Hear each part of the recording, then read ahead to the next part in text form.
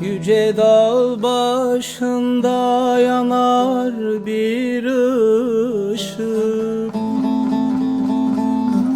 düşmüşem derdine, almışam aşık. Abuday benizli zülfü dolaşık, dividim kalemim yazanım.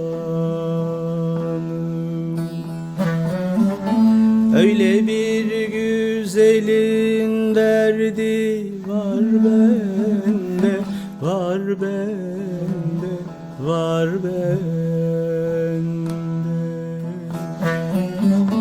Aha ben gidiyorum, sen hemen ağla, dön ağla, gel ağla. Öyle bir güzelin derdi var bende, var bende, var bende. Aha ben gidiyorum, sen hemen ağla, dön ağla, yar ağla.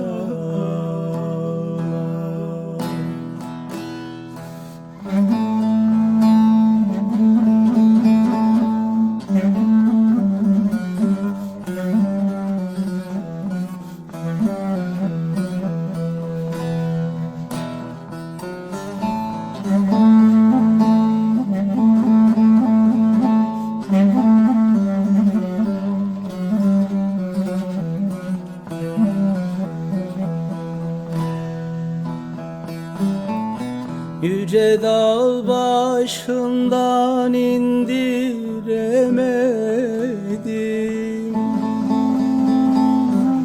yönünü yönüme döndüremedim.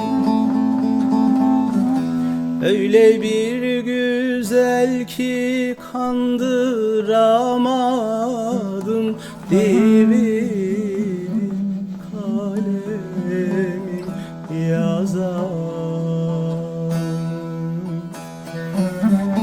Öyle bir Osman'ın derdi var bende, var bende, var bende. Aha ben gidiyorum, sen hemen ağla, dön ağla, yar ağla. Öyle bir güzelin derdi var bende, var bende, var bende. Aha ben gidiyorum, sen hemen ağla, dön ağla, yar ağla.